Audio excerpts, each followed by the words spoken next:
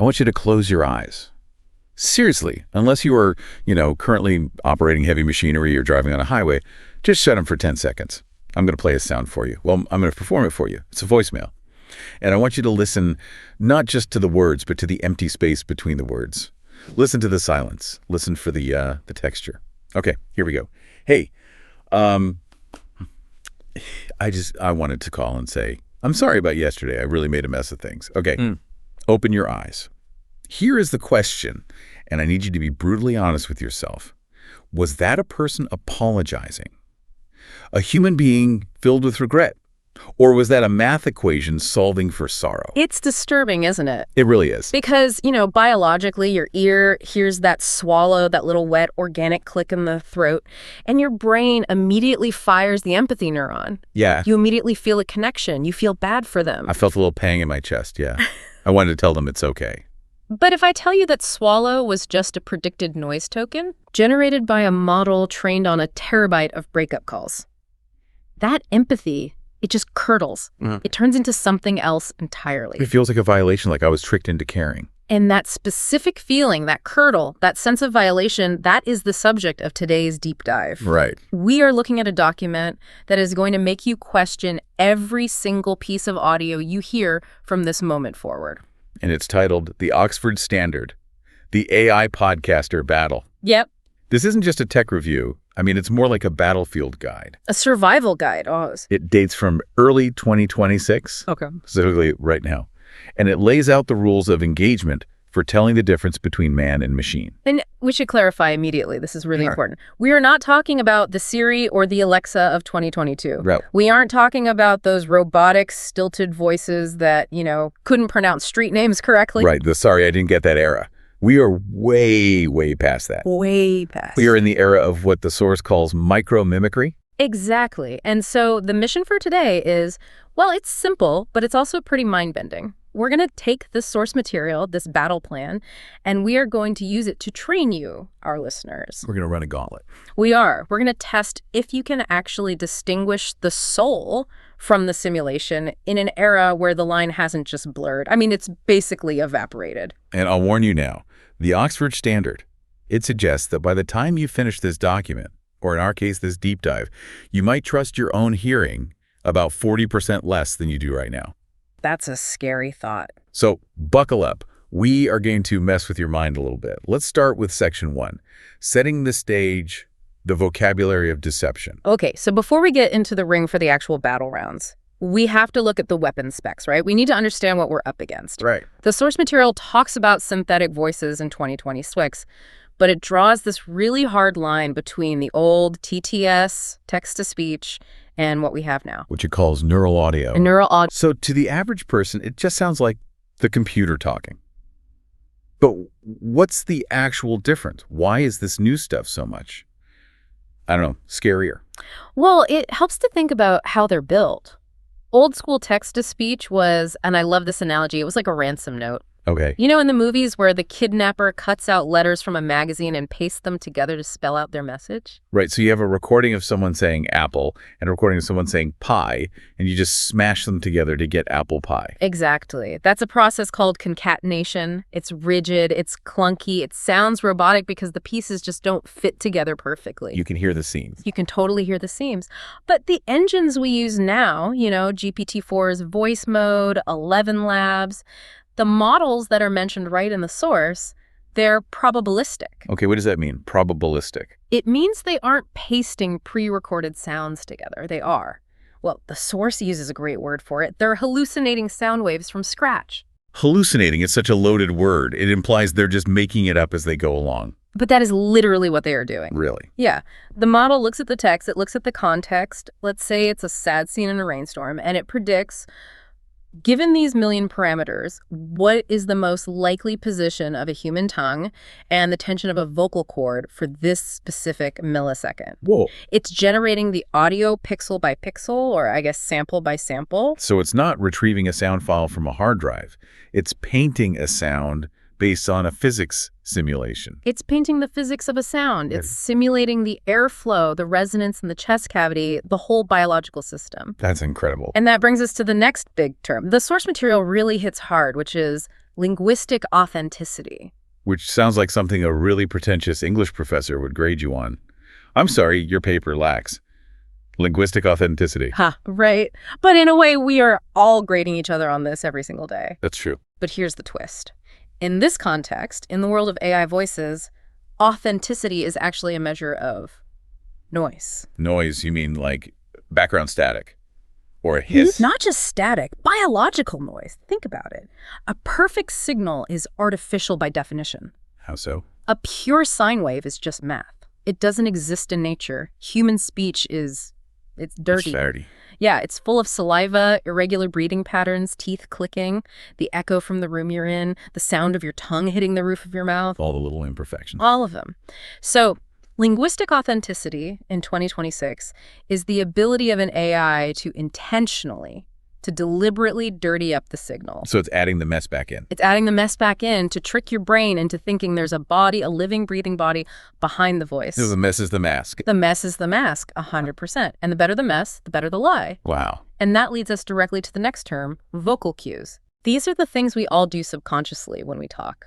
The source lists things like vocal fry, that sort of creaky, low-pitched sound at the end of a sentence. I do vocal fry all the time. Yeah. Especially in the morning before I've had coffee. Right. And you don't plan to do it. It just happens because your vocal cords are relaxed or you're trailing off, and AI has to be told to use vocal fry. It has to calculate it. It has to learn statistically that, humans in this demographic usually fry when they say the word yeah at the end of a sentence. It's calculating cool. It's not being cool. And the source mentions microtremors as well. What are those? Those are tiny, almost imperceptible vibrations in your voice. When you're feeling a strong emotion like excitement or nervousness, your muscles are literally trembling and it comes out in your voice. The AI has to fake that tremor. It has to add a tremor filter. It's all synthetic. This is where the source brings up the impact on education and identity. If these tools are so good at calculating cool, at faking these cues, what does that do to us? Well, let's take education first. Imagine you're learning English. You're using an app with an AI tutor that sounds perfectly human. Okay, that sounds pretty good so far. But are you learning to speak like a human, or are you learning to speak like a machine that's mimicking a human? If the AI has a perfect accent that doesn't actually exist in any real community in the world, you might end up sounding, uncanny. You'd sound like a newscaster from Mars. You'd have perfect diction, but no soul, no regional flavor. Precisely. You'd be grammatically correct, but culturally sterile. And then there's the identity question, which is even bigger. Yeah, this is the scary one. If I can clone your voice perfectly, right down to the ums and the ahs, to the point where your own mother can't tell the difference on the phone. Well, that's a chilling thought. What happens to the security of your identity? The source material implies pretty strongly that our voice is no longer a reliable biometric fingerprint. It's just a file type. It's just a file type. It's a font. Our voice is just a font that anyone can type in. That is a genuinely terrifying thought. It is. Okay, so that's the setup. The stakes are incredibly high, the tech is probabilistic and hallucinatory, and authenticity is just well-simulated noise. That's a great summary. Now I think it's time to rumble. We are moving into section 2 of the outline. Round 1, the subtle slip-up. All right. This is where we stop talking about the theory and start actually testing your ear. Exactly. The source material outlines a round 1 scenario focusing on a pretty standard topic. The future of media. Okay. I'm going to present 2 audio scenarios. Now, obviously, since we are doing this live, I'm going to perform the simulation based on the scripts provided in the Oxford Standard. So you'll be the actor for both the human and the AI. I will. I want you, the listener, to imagine these are 2 different clips you're hearing. I'll act them out as distinct voices. Your job is to figure out which one is the human and which one is the AI. And remember what we said, don't just listen to the words, listen to the air, listen to the space between the words. Okay, here is voice A. The future of media is not just about consumption. It is about integration. We will no longer watch screens. We will inhabit the stories, walking alongside the characters as if they were our friends. Okay, hold that in your head. Voice A. Very profound, very authoritative. Now here is voice B. So the future of media. Yeah. It's not really about just consumption anymore, right? It's about integration. We're not going to just like watch screens. We're going to inhabit the stories, walk alongside characters like they're our friends. Okay. Two very different deliveries of essentially the same sentiment. One is polished, one is not. Listener, lock in your vote. Who was the machine? Was it the smooth, confident voice A or the slightly hesitant voice B? Take a second. This is the subtle slip-up round, so we're looking for the little thing. Okay, you got your answer. If you guessed that voice A was the AI, you are correct. Yes. Voice A was the synth, voice B was the human. But I have to ask, why? I mean, voice A sounded great, it was clear, it was authoritative, it was professional. Why was it the fake? Let's break it down using those vocal cues we talked about. Yeah. I think most people instinctively pick voice A as the robot because it's just a little too smooth. It's too perfect. It's too perfect. But let's look at the biology of it. Did you notice the breathing in voice A? I didn't notice any breathing now that you mention it. Exactly. There was silence. When voice A started speaking, it just began out of nowhere. Like a switch was flipped. Yes. There was no intake of air. And biologically, humans need to inhale to create the lung pressure required to vibrate our vocal cords. We almost always take a quick, small breath before a sentence. So voice A was a vacuum. It spoke from a place of mathematical stillness. It did. And now think about voice B. Voice B had that little intake at the start. So the future, you can hear the air move. You can hear the air move, Or but it goes deeper than just the start of the sentence. Let's talk about pacing. Voice A had what linguists call isochrony. isochrony. It means a very regular rhythmic timing. Every syllable gets a similar amount of time. Da-da-da-da-da. It's almost hypnotic, but it's completely unnatural for conversation. It felt very rehearsed, like a prepared speech delivered by someone who had memorized the phonetics, but not the actual meaning of the words. Even our best prepared speeches have variances, but now look at voice B. It's not really. That's a disfluency, a stumble. It's a stumble, but let's look at why the stumble happened there. It happened because the speaker was processing a complex idea in real time. This is what the source calls phrasing, right? Right. And specifically a concept I love from the source material, cognitive load pacing. Cognitive load pacing. Break that down. When a human speaks, we are thinking while we are talking. It's an incredible feat. We are literally building the bridge as we walk across it. So our speaking speed changes based on how hard our brain is working. Exactly. When voice B said, it's not really about just consumption anymore, right? The pace was a bit slower, more thoughtful. But then it gets to, we're going to inhabit the stories, and it speeds up a little. The speaker gets more excited or confident about that part of the idea. Yes. The tempo of the voice, the rhythm, it matches the complexity of the thought.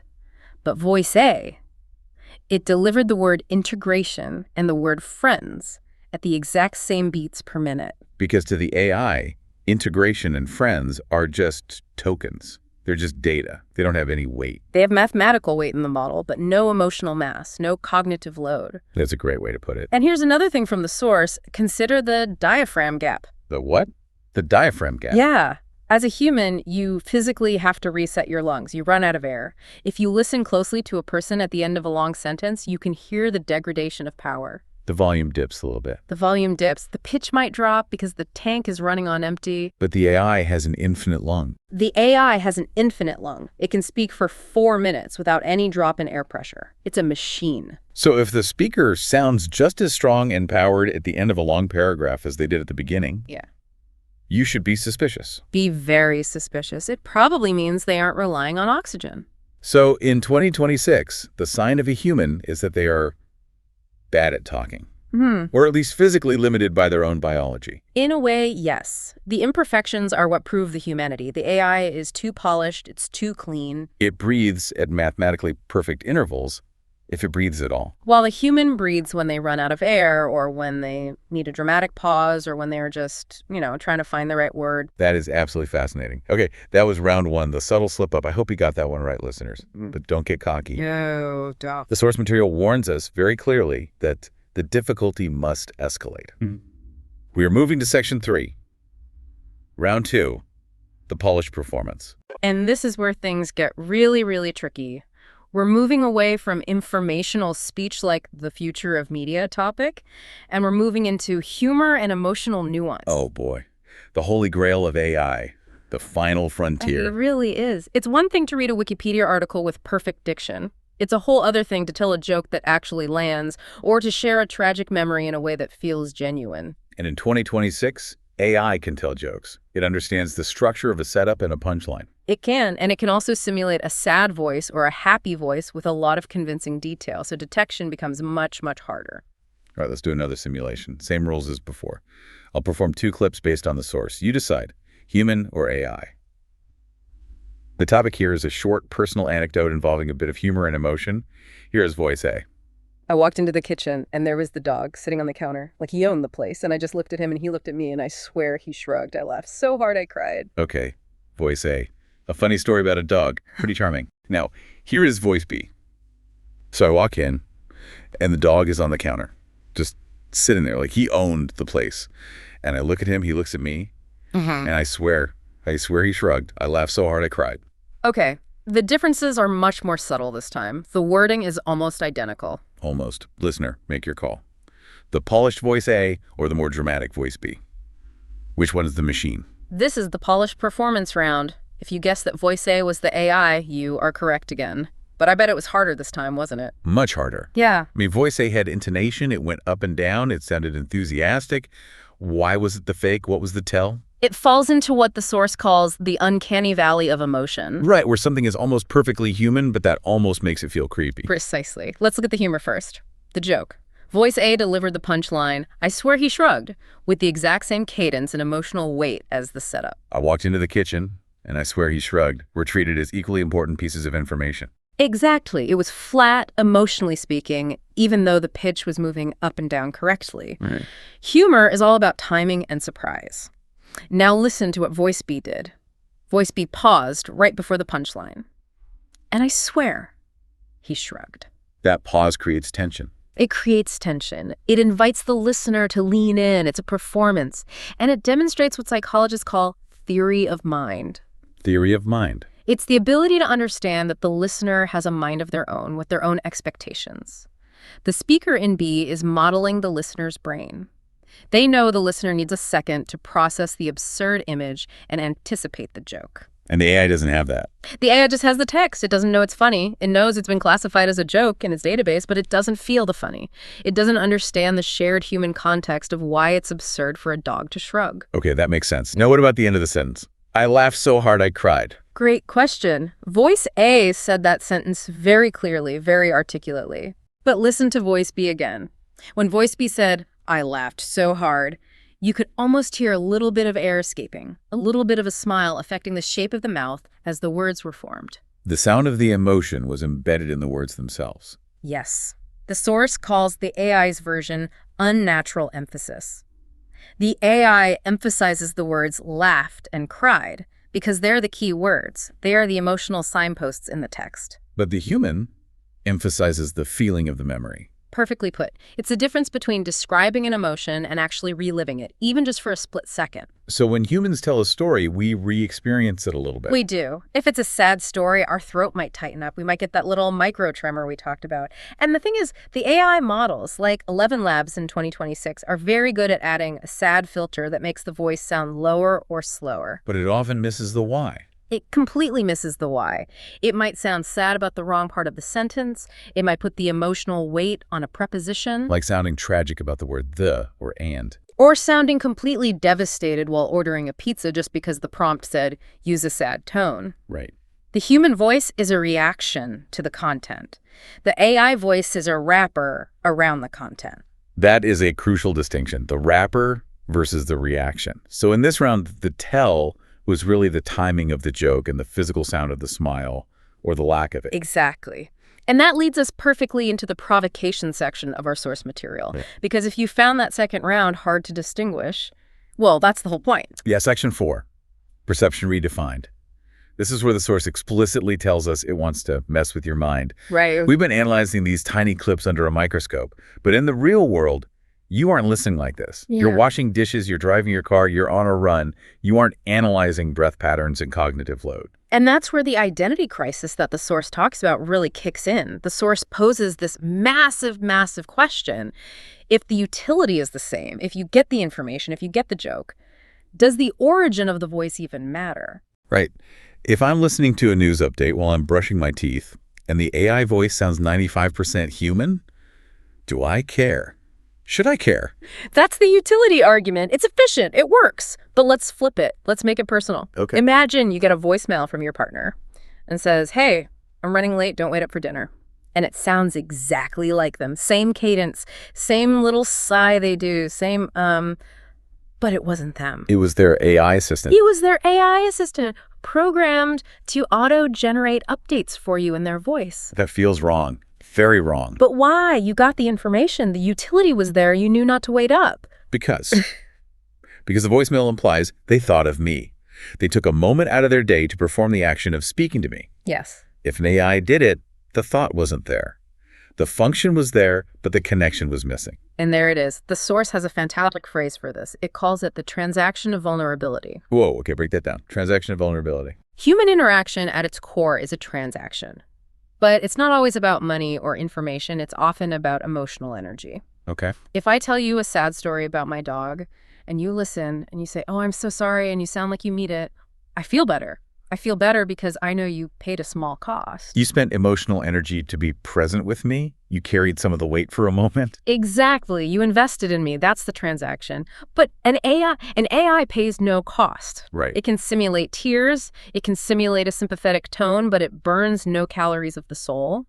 It simulates empathy, but it feels no burden. So if you are comforted by an AI, you are essentially just comforting yourself using a very, very sophisticated mirror. That is exactly what it is. It's a closed loop. You're alone in the room, but the room is echoing back exactly what you need to hear to feel better.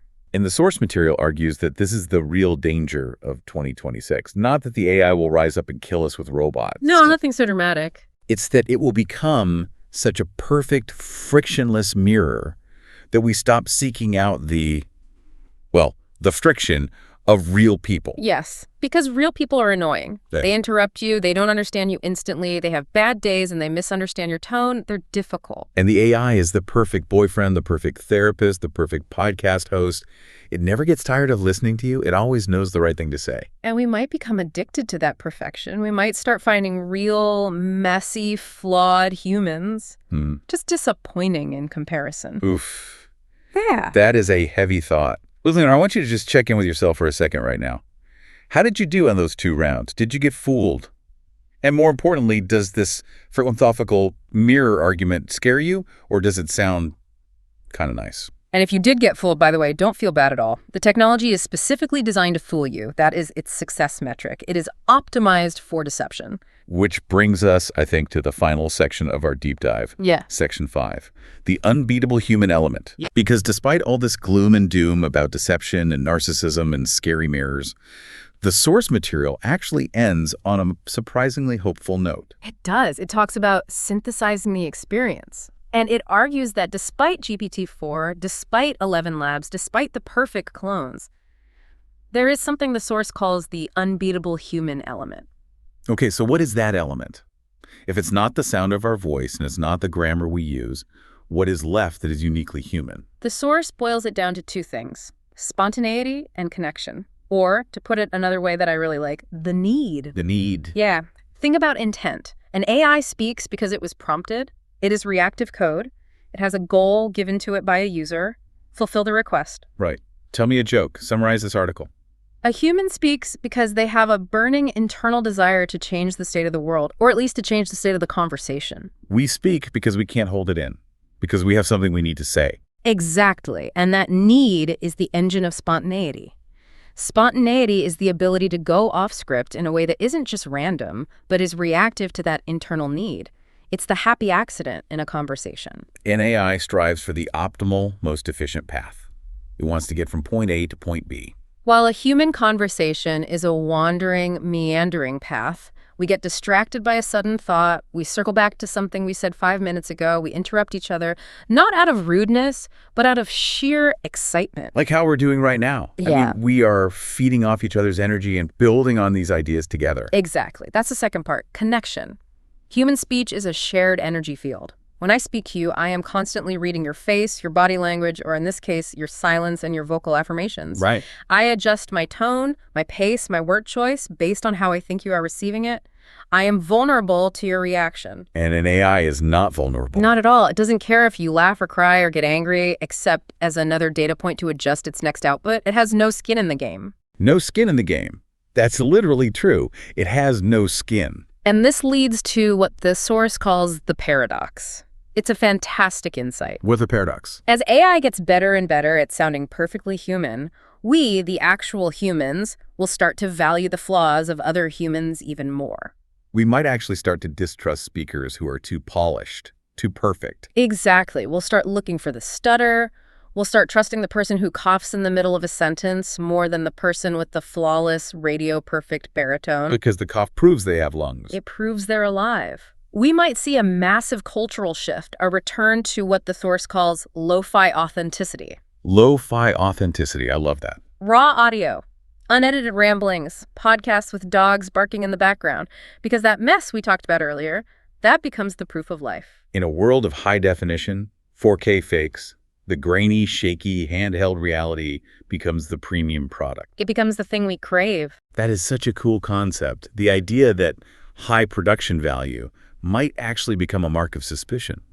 We spent 100 years inventing noise-canceling microphones and soundproofing our studios, and now we realize we might need to turn the noise back on. We've been scrubbing the humanity out of our recordings to make them clean. Now we're realizing the dirt was the best part all along. So the unbeatable human element is basically our ability to be imperfect, messy, reactive creatures who actually care about each other's reactions. And who possess what the source beautifully calls a soul in the static. A soul in the static. That thing that can't be coded, the intent, the desire to connect. An AI speaks because it was prompted. A human speaks because they have something they need to say. And that need is the frequency we are all subconsciously listening for. Wow. Honestly, that makes me feel a lot better about my own stumbling and mumbling sometimes. It's not a bug, it's a feature. It's a feature. It's your human watermark. You should wear it proudly. I will. So let's wrap up this linguistic showdown. We've gone through the vocabulary of deception, we've fought our way through 2 rounds of the man versus machine battle, and we've landed on the philosophical shores of what it means to be human. And I think we've seen that while the machine can mimic the sound of the voice with terrifying accuracy, it still struggles to replicate the reason for the voice. It can copy the what, but it keeps missing the why. That's it in a nutshell. So, the final tally. Listener, how did you fare? Did you spot the AI in the Future of Media round? Was that one easy? Or did the polished performance of the dog joke trip you up? Because that one was tough. The source material demands a call to action here, and so do I. We genuinely want to know. Share your thoughts with us. Did you spot a cue that we missed? Yeah, did you hear a specific breath or a weird inflection that gave it all away? We want to hear your analysis. Or, and this is the scary one, but be honest, did you think the human was the AI? That happens too. Sometimes real people sound robotic. That's the reverse Turing test, isn't it? When humans have to work to prove they aren't machines. It's a very strange world we're living in. It is. So please, we want to hear about it. But before we sign off, I want to leave you with one final provocative thought, inspired by everything we've talked about today. The source asks us to question reality, so let's just leave you on a cliffhanger. Go for it. In a world where everything can be simulated, where warmth, humor, and empathy can be generated on demand by a server farm, is authenticity something we actually feel? Or is it just another style, another pattern we've been trained by society to recognize? And if a machine can comfort you, make you laugh, and teach you, does it really matter if there's a ghost in the machine or just a really, really good piece of code? Is there a soul in the static? Or is it just static? Think about that the next time you hear a voice in your headphones. Thanks for diving deep with us. We'll see ya, or will we, next time.